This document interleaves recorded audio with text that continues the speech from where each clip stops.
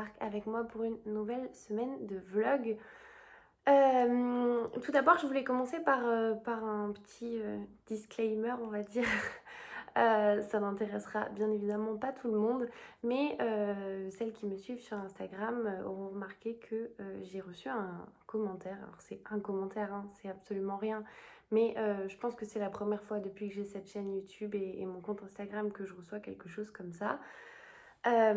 J'ai reçu un commentaire sur YouTube me disant que ça n'avait aucun intérêt, les vlogs que je faisais, parce que ils étaient copiés-collés, je cite, hein, de ceux de Petite Lectrice, donc d'Estelle. Et ce commentaire m'a touchée. Alors on peut dire ce qu'on veut, hein, que c'est pas bien important et que voilà. Mais ce commentaire m'a touchée en fait tout simplement parce que je comprendrai jamais la méchanceté gratuite des gens. Si le contenu ne te plaît pas, ben passe ton chemin, passe à autre chose. Et moi la première, c'est ce que je fais. Je regarde régulièrement des vidéos sur YouTube, et si tout simplement je suis pas en accord avec le contenu que je regarde, je passe à autre chose en fait. Je prends pas la peine ni le temps de laisser un commentaire purement gratuit pour dire ces choses-là. Ça déjà c'est quelque chose que je comprends pas.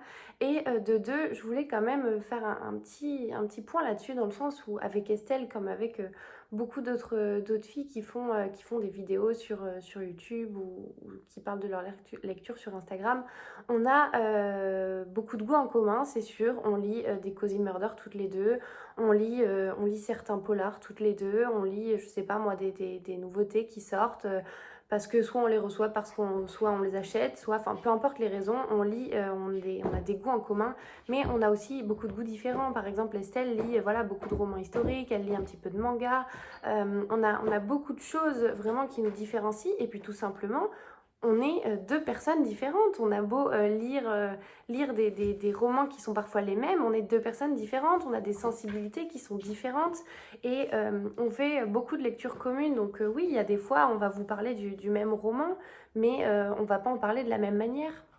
On a des goûts qui sont similaires en termes de genre, mais on va se retrouver, alors c'est rarement arrivé jusqu'ici, mais on a une façon, je pense, qui est quand même assez différente l'une de l'autre, de vous parler des mêmes romans qu'on lit, et je trouve que c'est là aussi où ça peut être intéressant, c'est qu'on a une certaine complémentarité. Moi la première, je veux dire, je fais des lectures communes avec Estelle, mais je prends plaisir à regarder ses vlogs, même si je connais son avis sur certains livres parce qu'on les a lus ensemble, je prends plaisir à regarder ça, et voilà, enfin, il y a vraiment des choses que je comprends pas, et voilà. Donc bref, je vais m'arrêter ici parce que j'ai pas envie que ça dure 1000 ans. C'était simplement un petit coup de gueule, et voilà, je comprends pas en fait l'intérêt de ces gens-là. Peut-être que voilà, en ce moment, je sais pas, je suis fatiguée et que du coup j'ai tendance à prendre un peu trop à cœur certaines choses. Je n'en sais rien. En tout cas, voilà, je voulais simplement en parler ici parce que pour moi, on est là ici pour partager. J'ai Gus qui est en train d'attaquer ma chaussure. Pour moi, ici, on est là pour partager nos lectures, notre passion commune, faire découvrir de nouveaux titres, de nouveaux auteurs. Et voilà, on est là pour les good vibes, et j'ai pas envie de me prendre la tête avec ce genre de commentaires ou de personnes. Donc voilà. Sur ce, je m'arrête ici. Donc je déclare ce vlog ouvert, et je voulais vous parler donc de la lecture que j'ai commencée hier, qui est donc un thriller. Il court, Le Furet de M.J. Arledge aux éditions 10-18. C'est la suite de Amstramgram. On suit notre commandant Helen Grace, qu'on avait déjà découvert dans le premier tome. Il fait 420 pages, 423 pages, et j'en suis page 145. L'intrigue est posée, ça avance bien, il y a du rythme. Hier soir j'ai dû arrêter parce que je m'endormais littéralement devant, mais vraiment voilà, j'adore, je suis hyper prise dans l'histoire, et c'est toujours un bonheur de retrouver la plume de l'auteur qui est très fluide, ces chapitres qui sont très courts, et ce personnage d'Helen Grace que j'avais déjà beaucoup aimé dans le premier tome. Concernant l'histoire, donc l'histoire se passe, je vous en ai parlé dans le précédent vlog, mais l'histoire se passe à Southampton, dans le quartier rouge. Le corps d'un homme est retrouvé atrocement mutilé, le cœur arraché. Peu de temps après, un colis est déposé au domicile de la victime. C'est donc son épouse qui l'ouvre, et elle trouve le cœur manquant dans le corps. Un deuxième corps va être retrouvé sur exactement le même mode opératoire. Et très vite, on va se rendre compte que les victimes sont sont des personnes voilà, assez aisées, qui ont une situation financière tout à fait bien. Et ils avaient un point commun, c'est qu'ils fréquentaient un peu les bas-fonds de la ville avec tout ce qui est donc le réseau de prostitution, etc. etc. Ce tueur en série, donc, qui a quand même un fonctionnement assez particulier, à savoir de tuer ses victimes de manière très violente et de leur arracher le cœur, va être surnommé Jack l'Éventreur dans toute la ville et provoquer un petit peu la panique générale. Et donc on a ce commandant Helen Grace qui va être mise sur l'affaire et très vite, voilà, il va falloir qu'elle découvre ce qui se passe. Voilà, pour l'instant ça se lit très bien, c'est très agréable comme je vous disais. Et affaire à suivre, je vous en reparlerai mieux quand j'aurai un peu plus avancé. Et encore que voilà, j'ai pas tout à fait envie de vous spoiler. Mais voilà, après 145 pages, c'est un plaisir de lecture. Il faut simplement maintenant que je trouve le temps parce que les semaines sont très chargées. Mais voilà, je m'arrête ici et je vous reprendrai demain.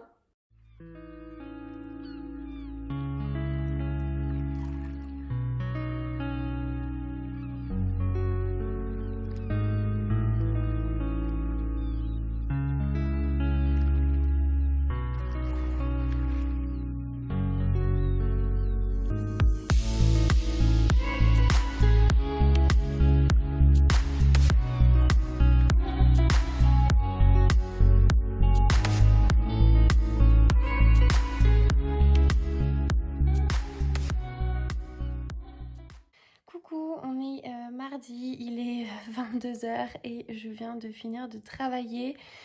J'ai pas du tout eu le temps de vous prendre aujourd'hui et je vais pas prendre le temps de vous parler ce soir. Je voulais simplement voilà, vous prévenir qu'à mon avis ce vlog va être peut-être plus court. Alors j'espère me tromper, hein. J'espère que voilà, le montage terminé ne me donnera pas raison, au contraire.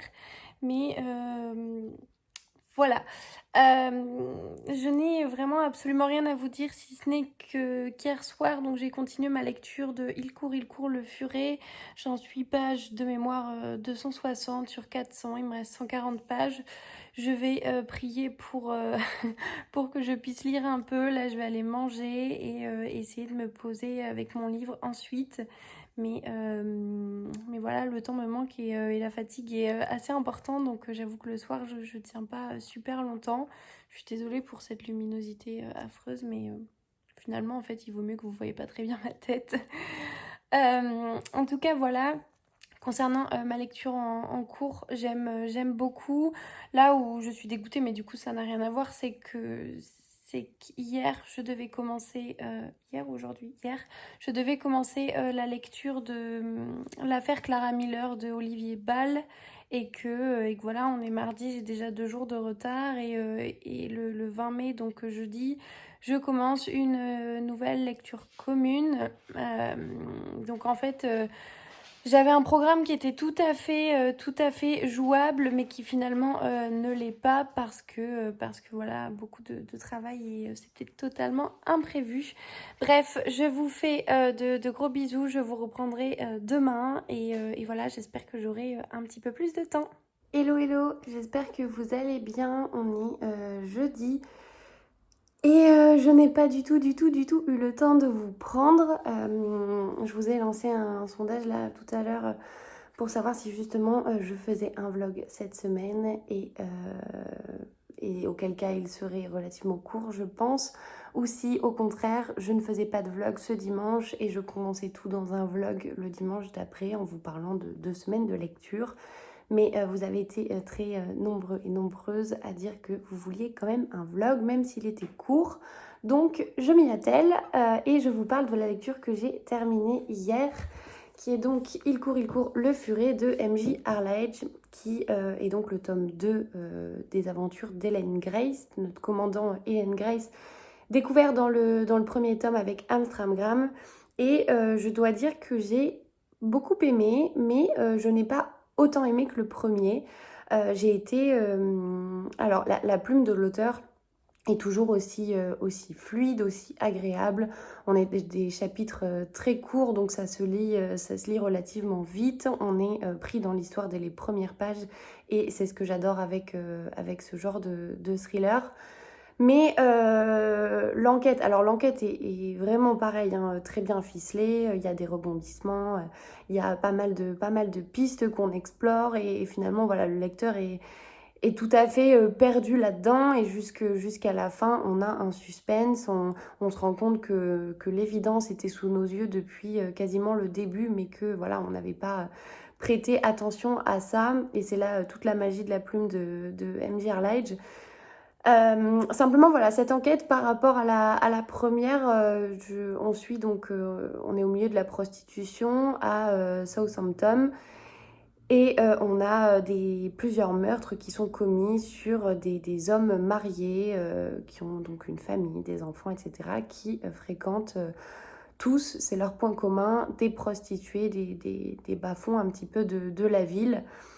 Et voilà, alors je sais pas si c'est le milieu de la prostitution assez sombre, etc., qui m'a moins plu que le premier, je ne sais pas. Toujours est-il que voilà, bon après cette enquête, comme je vous le disais, est super, enfin le livre est génial en soi, hein. Juste la petite remarque que je fais, c'est que par rapport au premier, j'ai pour l'instant encore une préférence pour Amstramgram. Mais c'était donc une lecture hyper agréable. On suit donc toujours notre commandant Helen Grace, on a son évolution, notamment sa manière de réagir suite aux événements qui justement ont eu lieu dans le premier tome, comment elle appréhende ça quelques mois après. On va retrouver également d'autres personnages, je ne peux pas vous en dire plus, sinon je risque même spoiler le premier tome, mais on va retrouver d'autres personnages qu'on avait découverts dans Amstramgram, notamment au sein de la police, et on a tendance un petit peu à s'attacher voilà, à tous ces personnages qui ont des vies professionnelles et personnelles assez mouvementées et on peut pas s'empêcher, enfin moi dans mon cas je peux pas m'empêcher de me demander ce que je ferais à leur place dans cette situation. On a donc l'arrivée d'un nouveau personnage qui est Seri Hardwood, qui est donc la nouvelle supérieure d'Helen Grace, avec qui voilà, les choses se passent pas nécessairement bien. On retrouve toujours Emilia Garanita, qui est la journaliste vraiment fouille merde, quoi, qui va mettre des bâtons dans les roues à Hélène, mais qui est aussi bien utile parfois.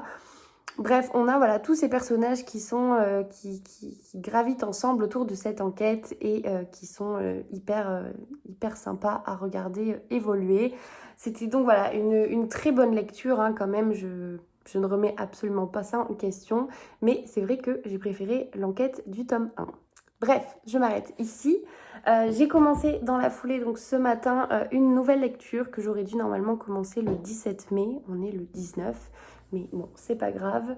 Je crois que j'avais été un peu trop ambitieuse dans mon planning de lecture de ce mois-ci. J'avais dû prévoir une dizaine de livres et 10 ou 11 livres même, suivant en fait mon rythme de lecture du mois d'avril. Sauf que voilà, c'était sans compter cette période de travail bien chargée et totalement imprévue, qui fait que depuis le début du mois, avec donc Il court le furet, j'ai lu 5 livres, je crois, pour l'instant. J'ai donc commencé aujourd'hui l'affaire Clara Miller d'Olivier Ball, qui est un beau petit bébé. Il fait 540 pages, un petit peu plus de 540 pages. Et de mon côté, j'ai lu 50 pages. Même pas, 45. Je pense que je me remettrai dessus ce soir si j'arrive à trouver un petit peu de temps.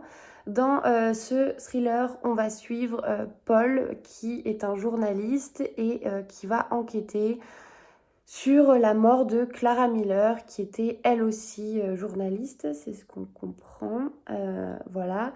Et donc en fait, son corps a été retrouvé, son cadavre pardon, est remonté à la surface d'un lac, c'est ça, et au total, dans ce lac, il y a près de 6 cadavres qui ont été retrouvés, à tel point qu'on l'a appelé le lac aux suicidés. Et Paul, là-dessus, est pas du tout d'accord puisqu'il connaissait Clara. Alors, on ne connaît pas à ce stade-là son lien avec elle, même si on s'en doute un petit peu. il connaissait Clara et pour lui la thèse du suicide est tout bonnement impossible. Donc il va décider d'enquêter là-dessus. En fait, dans ce livre, on a plusieurs points de vue, on a plusieurs personnes qui parlent. Au fur et à mesure que les chapitres s'alternent, on change de regard et de personnage à chaque fois. Donc, on va suivre Paul, on va suivre également Mike, qui est une immense rockstar. Là, au tout début, on a beaucoup de mal à comprendre son lien avec ce que cherche Paul, finalement, à savoir faire la lumière sur la mort de Clara. On va suivre également Joanne qui est la... J'ai envie d'éternuer. On va suivre Joanne qui est l'assistante, enfin en tout cas qui travaille très étroitement avec Mike, la rockstar. Et voilà, là on est vraiment au début, donc on pose le contexte, mais je pense que forcément à un moment, tous ces témoignages vont finir par se recouper et on va réussir à en savoir davantage. Concernant la plume, après donc 45 pages, j'aime beaucoup, ça se lit très bien. Les chapitres, pareil, sont pas très longs, ils font 2-3 pages, donc ce qui fait on est dans un bon rythme de lecture où quand on termine un chapitre, on a envie d'enchaîner avec le suivant. Et voilà, je vous en reparle mieux quand j'aurai avancé un peu plus. J'espère vraiment pouvoir lire 100 pages peut-être au moins ce soir, histoire vraiment de ne pas prendre trop de retard non plus. J'avais une autre lecture commune qui était prévue cette semaine avec ma copine Claire, du coin lecture de Claire sur Instagram. On devait lire donc Anne Granger, un intérêt particulier pour les morts. Et finalement, voilà, on a repoussé cette lecture au moins au 25, donc probablement la semaine prochaine, parce que voilà, moi j'ai pas le temps d'avancer aussi vite que j'aimerais. Je peux pas du tout lire en journée. Le soir, je termine très souvent, il est 21h ou 22h, le temps de manger, de me doucher, de me poser un petit peu. Et puis finalement, je suis tellement crevée que je m'endors après 30 pages. Donc voilà, mais c'est pas grave, ça va passer. Et voilà, sur ce, je repars travailler parce qu'on est en pleine journée. Je viens de finir de manger ce midi et je vous reprends demain.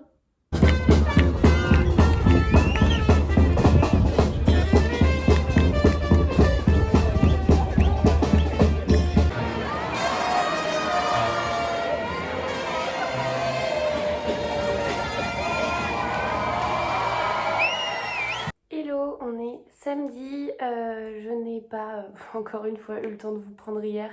Ce vlog n'a aucun sens, on est vraiment loin du principe où je vous prends tous les jours avec moi, ça a été assez compliqué.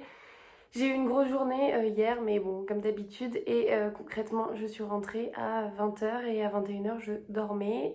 Pour la première fois depuis des années, je dirais, je n'ai pas lu hier, je n'ai pas lu une ligne, je n'ai pas ouvert un livre. Donc là on est vraiment sur sur un fonctionnement qui ne me ressemble pas du tout. C'est terrible de ne pas réussir à trouver le temps de lire alors que c'est ce qui m'apporte le plus de réconfort. Mais c'est pas grave, hein, on va faire avec. Je vous ai parlé du coup, merci Gus, jamais bien loin. Je vous ai parlé de la lecture que j'avais commencée de l'affaire Clara Miller. Et bon, concrètement, on est le 22 mai, 21-22 mai, je sais plus. Bref, on est samedi. Je suis censée avoir commencé cette lecture depuis 5 jours, depuis le 17, et j'ai lu 45 pages. Voilà, je n'ai pas avancé. Il en fait plus de 500. Le groupe de lecture qu'on a sur Instagram, toutes les filles sont en train de dire au fur et à mesure qu'elles l'ont terminé. Donc très honnêtement, je pense que je vais le poser dans un coin. Ça va faire un peu comme les filles de la Villa aux étoffes. Je suis pas du tout dans le mood de me lancer dans une lecture de 540 pages. Surtout que l'objectif c'était de le lire avec les filles et ça n'a pas été possible pour moi. Donc tant pis, je pense juste que voilà, c'était pas le bon moment. Et qu'est-ce que tu fais ? Et voilà, donc je vais le poser et puis je le reprendrai quand j'aurai un petit moment. J'ai envie de lire quelque chose d'un peu plus léger peut-être en ce moment. Et donc je pensais commencer Bal tragique à Windsor de S.J. Bennett qui est sorti aux presses de la Cité dont je vous ai parlé dans le précédent vlog si je vous dis pas de bêtises. C'est donc un cozy mystery et concrètement voilà dans l'état d'esprit, le mood dans lequel je suis en ce moment, je pense que c'est ce dont j'ai besoin, d'une enquête un peu légère et voilà me retrouver dans une lecture un peu confort. Donc je vais le commencer aujourd'hui, cet après-midi. Là j'ai couru dans tous les sens, du coup j'ai pas mal de choses à vous dire pour une fois. Mais voilà, je suis allée récupérer des colis au point relais qui m'attendait depuis une semaine pour vous dire voilà vraiment à quel point je n'ai même pas le temps d'aller au point relais qui est pourtant vraiment pas loin de chez moi. Donc là j'ai fait une pierre deux coups et j'ai tout récupéré, donc je vais vous montrer ça. Qu'est-ce que je voulais vous dire avant de commencer? Je ne sais plus, ça reviendra peut-être. Ah oui, si. Avant donc de vous parler de tout ce que j'ai réceptionné aujourd'hui, je voulais vous montrer donc la réception que j'ai eue jeudi ou hier, je sais déjà plus, qui n'est autre que la sélection du mois de juin du prix des lecteurs du livre de poche. On a donc 3 livres ce mois-ci qui sont Le Dilemme de B.A. Paris. Oui, voilà, donc avec cette couverture un peu moutarde, un peu ocre. C'est donc un policier thriller. Le résumé, Livia rêvait d'une soirée inoubliable pour son 40e anniversaire. Alors Adam, son mari, l'a aidé à organiser une fête. Leurs amis sont tous là, ne manque plus que leur fille Marnie qui viendra exprès de Hong Kong. Livia l'ignore, ce sera une surprise. Un sujet de conversation jette un furtif voile d'ombre parmi les invités. Un avion s'est écrasé au Caire le matin même. Mais il suffit d'un verre ou d'une invitation à danser pour ne plus y songer. Seul Adam le sait, Marnie aurait dû se trouver dans cet appareil. Heureusement, pense-t-il, qu'elle a manqué sa correspondance et qu'elle n'a donc pas pu monter à bord. Sans doute a-t-elle été transférée sur un autre vol. Dès lors, pas la peine d'inquiéter Livia, n'est-ce pas? Et ce résumé me tente beaucoup. Je l'avais vu passer, je sais plus si c'était sur Instagram ou peut-être même en librairie, mais voilà, il me faisait de l'œil et je ne l'avais pas acheté justement parce que voilà, étant donné que c'était le livre de poche, je me suis dit qu'il y avait peut-être une petite chance qu'il soit dans cette sélection. Donc là, je suis super contente, ça va être l'occasion. Il fait 370 pages à peu près, donc voilà, donc c'est pas un gros livre. Et le résumé me tente beaucoup, donc je vous en parlerai quand je l'aurai lu.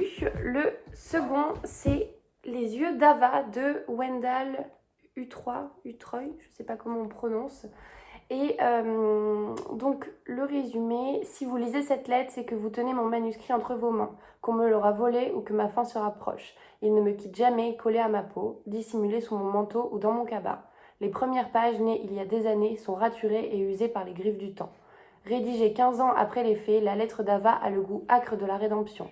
En 2002, la jeune femme marie un homme rencontré sur les bancs du lycée, mère de 2 beaux enfants, des jumeaux, a une vie idéale. Un amour solide, des désirs simples comblés par des bonheurs immenses. Mais c'était compter sans le destin. D'accord? Peut-être une erreur de phrase. C'était compter sans le destin. C'était sans compter le destin, non? Lui peut se jouer de nous, brouiller les cartes, changer les règles. Quand un tragique accident remet toute sa vie en question, Ava sombre. Comment peut-on faire face quand toutes nos certitudes sont réduites à néant? Eh ben pourquoi pas. J'avoue que là le résumé comme ça me parle pas énormément, mais pourquoi pas, ça a l'air intéressant.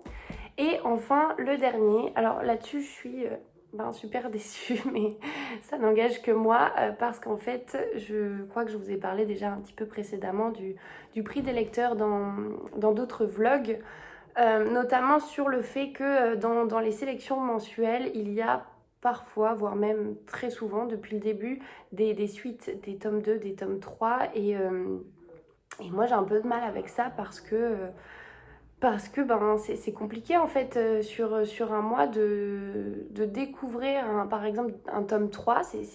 Souvent on n'a pas les clés pour comprendre tout ce qui s'est passé.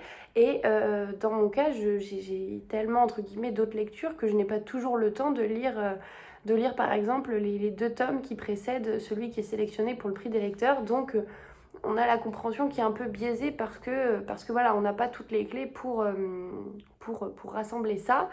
Donc ce mois-ci, c'est La relique du chaos de Giacometti Raven, qui est donc un tome 3. C'est la saga du Soleil Noir apparemment. Alors je n'ai jamais lu cet auteur, enfin ces auteurs parce que c'est un duo. Et donc le résumé, juillet 1942, jamais l'issue du conflit n'a semblé aussi incertaine. Si l'Angleterre a écarté tout risque d'invasion, la Russie de Staline plie sous les coups de boutoir des armées d'Hitler. L'Europe est sur le point de basculer. À travers la quête des Svatikas, la guerre occulte se déchaîne pour tenter de faire pencher la balance. Celui qui s'emparera de l'objet sacré remportera la victoire. Tristan Marcas, agent double au passé obscur, part à la recherche du trésor des Romanov qui cache, selon le dernier des tsars, l'ultime relique. À Berlin, Moscou et Londres, la course contre la montre est lancée, entraînant dans une spirale vertigineuse Erika, l'archéologue allemande, et Laure, la jeune résistante française. C'est un policier et thriller apparemment. Et en plus, ils nous ont mis en bonus le 4e volet de la saga. Le premier chapitre du 4e volet de la saga qui s'appellera Résurrection. Très honnêtement, je ne sais pas si je vais le lire parce que le résumé, déjà, je ne comprends pas. J'ai l'impression que voilà, c'est d'une suite, en fait, c'est un tome 3. Donc voilà. Et après, ce côté un peu historique peut être effectivement intéressant, mais j'avoue que c'est pas ce que je recherche nécessairement quand je lis un polar, un thriller. Donc voilà, je suis assez dubitative sur celui-ci. J'en profite du coup pour vous dire que je vous avais présenté pour la sélection du prix des lecteurs du mois de mai les réceptions. Et parmi ces réceptions, il y avait Francesca, donc de Lina Banks-Daughter, qui est lui aussi un tome 2, qui est la suite de Annabelle. Et j'ai essayé ce mois-ci, alors j'en avais pas parlé dans un vlog parce que j'ai oublié entre plusieurs lectures, j'ai essayé de commencer à lire Francesca et concrètement il me manquait beaucoup d'éléments, je comprenais pas, j'arrivais pas à rentrer dans cette histoire, il y avait trop d'allusions pour moi au tome précédent. Et plutôt que voilà, de bâcler un peu ma lecture et de dire que voilà, j'avais pas aimé, etc., j'ai préféré lui aussi le mettre de côté et le lire sur un autre mois quand j'aurai lu Annabelle. Donc il faut que je regarde sur Vinted ou sur des sites d'occasion comment je vais pouvoir me procurer ce tome 1. Tout simplement parce que voilà, pour moi il y avait trop de références au tome précédent et ça m'a gênée dans ma lecture. Et pourtant, je sentais que cette lecture était prometteuse, que par exemple pour les personnes qui avaient lu Annabelle, c'était un excellent polar. Donc j'ai pas eu envie de fausser un petit peu mon avis parce que justement je n'avais pas lu le premier. Et voilà, donc on verra pour les prochains mois. Du coup, c'est bien évidemment dommage parce que forcément, je ne voterai pas pour lui à la fin du mois de mai vu que je n'aurai pas eu le temps de le lire. Mais c'est comme ça. Il y a un moment où, voilà, c'est un peu le risque aussi en mettant des tomes, des suites. Le prix des lecteurs, vraiment, c'est de très belles découvertes. Je vous ferai une vidéo en août probablement. Vous aviez été plusieurs à me demander justement de faire un petit peu un retour d'expérience là-dessus et c'est avec grand plaisir que je le ferai. Seulement, voilà, le prix des lecteurs se termine, je crois, en juillet. Et donc, j'attends la fin de ce prix pour pouvoir vous faire un retour totalement objectif puisque j'aurai toutes les cartes, toutes les clés pour vous en parler. En tout cas, voilà, depuis le début, c'est quand même de belles découvertes. Il y a très peu d'auteurs que je connaissais et beaucoup donc que j'ai découvert avec ce prix. J'ai pas eu pour l'instant d'excellentes lectures à part Joueuse que j'avais bien aimé, Oyana qui était assez agréable mais qui pour moi en fait les deux n'étaient pas vraiment des polars ou des thrillers, c'était davantage des romans noirs. Mais bon, ça je reviendrai dessus dans une vidéo parce que effectivement ça mérite que j'y consacre un petit peu plus de temps. Voilà donc pour cette sélection du mois j'allais dire du mois d'août, pas du tout, du mois de juin. Je vous en parlerai mieux quand je serai en train de les lire. Je vais de mon côté commencer ma lecture de Bal tragique à Windsor.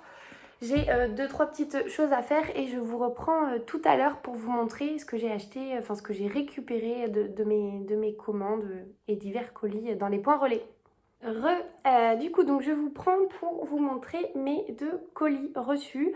Le premier, alors je sais ce que c'est une commande Vinted et en plus je vous en ai parlé dans un précédent vlog, dans le précédent même, je crois. C'est ma selle, il est bien emballé. Hop.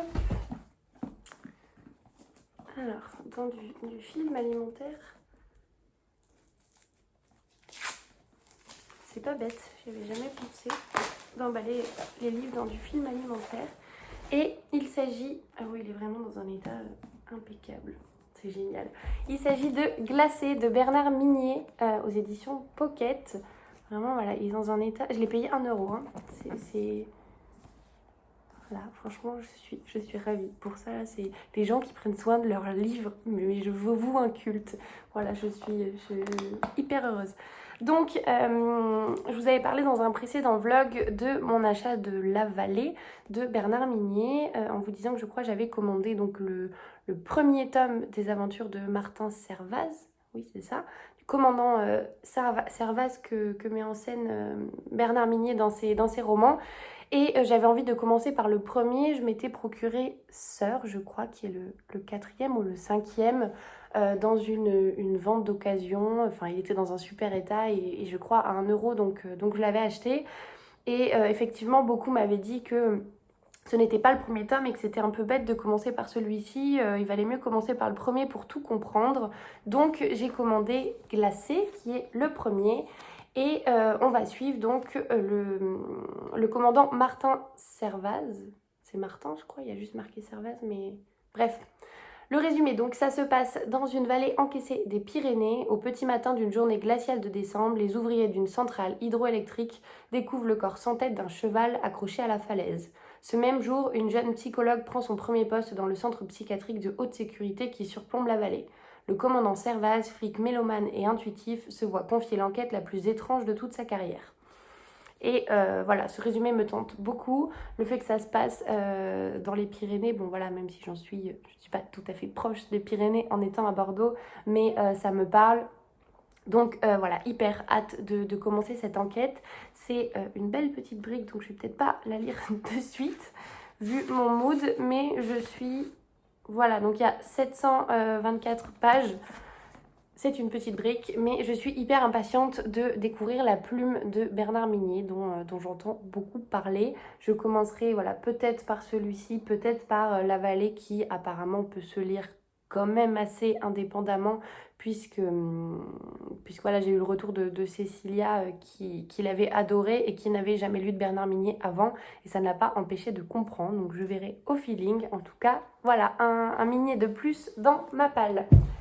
Le second colis, alors c'est un colis tout particulier, je ne l'ai pas ouvert encore. Je vais le préouvrir déjà. Hop.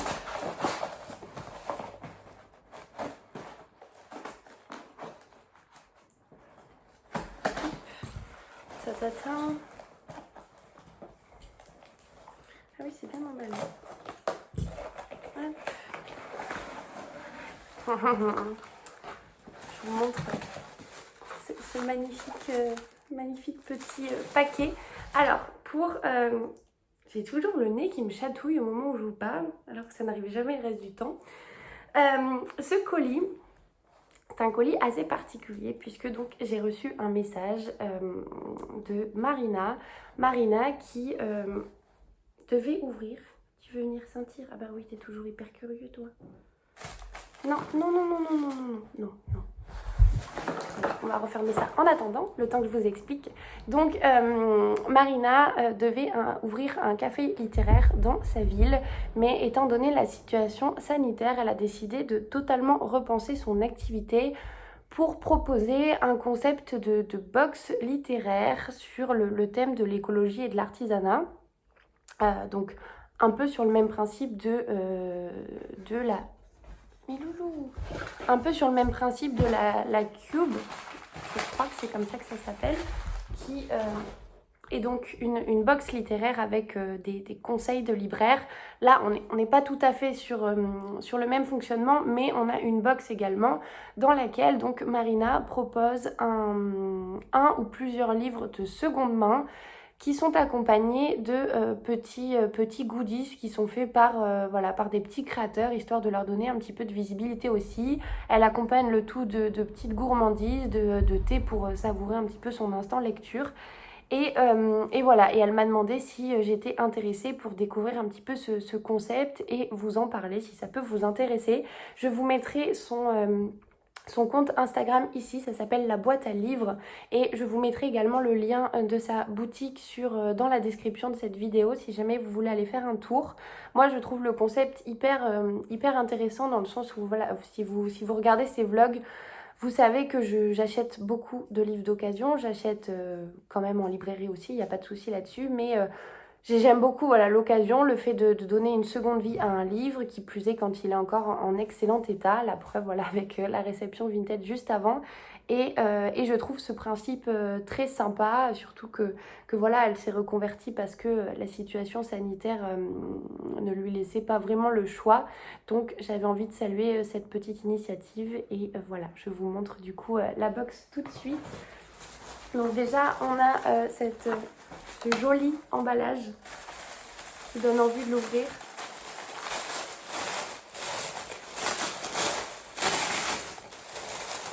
Et mon Dieu, je sais pas comment faire pour vous montrer. Je vais couper la vidéo et je vais vous montrer ce que ça donne vraiment. Alors, voilà la sublime box, ces petits emballages, mais ils sont juste, c'est juste magnifique, j'adore. Alors, je vous montre tout de suite du coup, mais avant ça, c'est pas la boîte à livres, c'est la boîte au livre. Voilà, c'est moi qui ai fait une erreur. Je vous mettrai de toute façon le compte Instagram, je vous le dis, parce qu'en fait, elle l'a mis avec des tampons à l'intérieur du carton, et donc je viens de tilter que je vous avais dit une bêtise. Je commence donc par ouvrir. Moi, je vais peut-être finir par le livre. Ah non, ok. Donc, déjà, juste ces emballages sont canonissimes. J'aime trop le soin qui est mis. On sent que voilà, il a passé du temps et juste pour ça, je trouve ça vraiment génial. C'est très très très joli. Hop.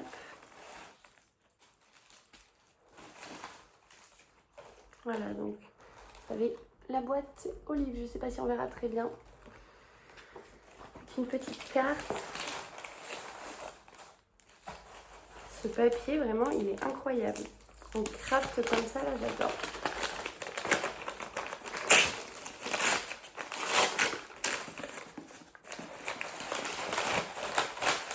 Et donc, le livre, c'est le cercle littéraire... Oula, je la refais. Le cercle littéraire des amateurs d'épluchures de patates de Marianne Schaeffer et Annie Burroughs, qui est un roman donc aux éditions du Nil, je crois.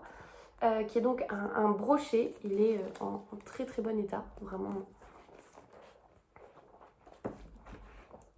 Ah ouais, franchement j'ai hyper hâte de lire. Il est pas très long, il fait 390 pages, mais les pages sont écrites de manière très très très aérée. Je sais pas si vous voyez, donc je pense que ça doit se lire très vite.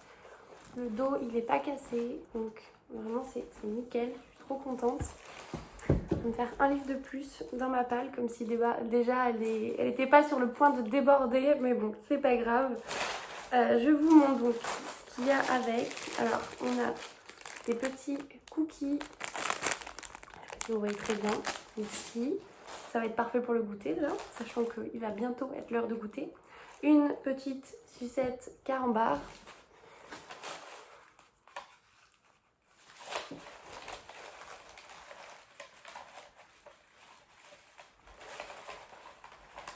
Non mais vraiment, ces paquets, mais ils sont tellement mignons.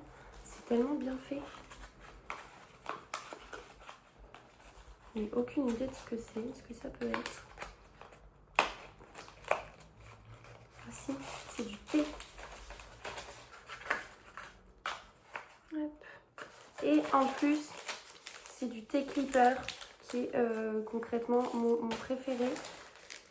Non, c'est des infusions même. Et c'est parfait parce que en ce moment, clairement, je suis déjà surexcitée. Je n'ai pas besoin de boire de thé. Non, Loulou, tu commences pas à tout casser. C'est pas possible. Voilà, c'est ça qui l'intéresse. Donc, on a une infusion fraises et fleurs de sureau que j'adore, que j'ai déjà testé. Et on a ensuite fleurs de sureau, hibiscus et camomille. Alors, celle-ci, je ne la connais pas du tout. Donc, pareil, je vais tester. Je vais aller me faire ça avec les petits cookies. Là, ça va faire un goûter au top. Avec, il y a également même une petite tête brûlée. Décidément, on est dans les petites douceurs. Qu'est-ce qu'il y a d'autre? Non mais Gus, voilà, mais Gus, la tête brûlée, il la veut pour lui. Mais non, c'est pas pour les petits chats. On a ensuite... Oh, j'adore. Une petite suspension, comme ça, qui est clairement mon style en déco. Au niveau de mes tapis, etc. Je sais pas encore où est-ce que je vais la mettre, mais j'adore. Donc trop trop cool. Alors, le Tawashi fait maison avec amour, j'adore.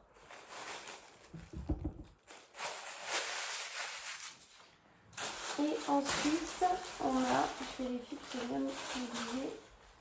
On a, non mais arrête, il y a des petites fleurs séchées et tout. Bon, en tout cas, Marina, ton colis plaît à Gus, qui est en train d'essayer de scruncher tout ce qu'il trouve. Hop.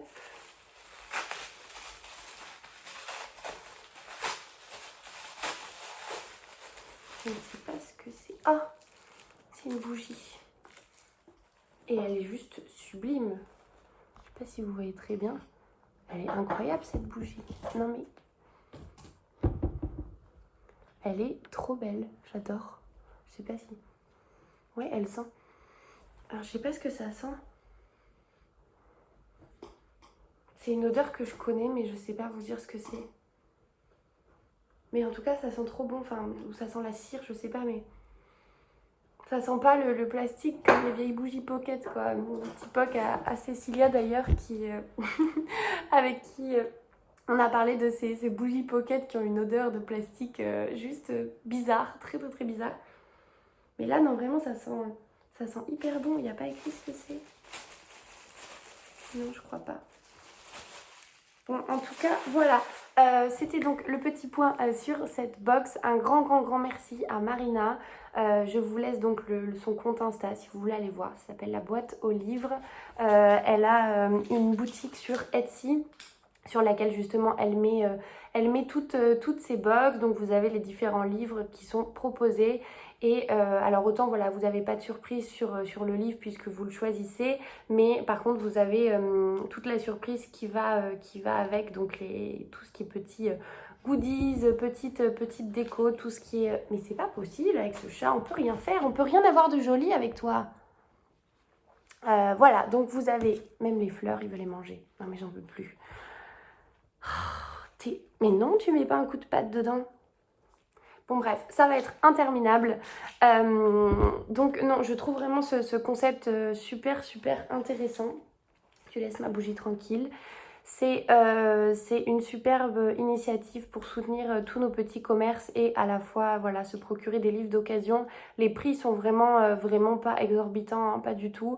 On est loin des box un peu hors de prix. Et là concrètement, voilà, c'est que des petits goodies hyper sympas qui font travailler les petits créateurs. Et je trouve ça super cool comme initiative. Arrête un peu, descends. Je vous promets, on peut rien avoir de joli avec ce chat. Oh. Du coup, je m'arrête ici. Comme je vous le disais, donc on est samedi.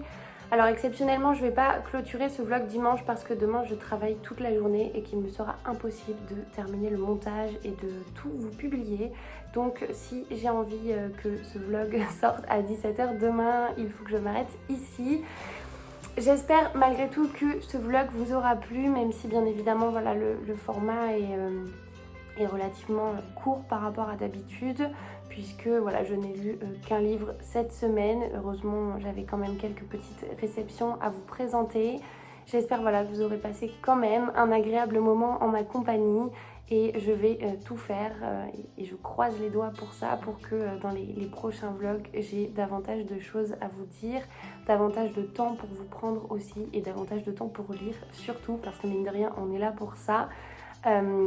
Si cette vidéo vous a plu, n'hésitez pas à me le dire en commentaire, à me dire si certains livres que j'ai présentés vous tentent, si vous en avez lu certains. Et d'ici là, je vous souhaite de belles lectures et puis je vous dis à la prochaine.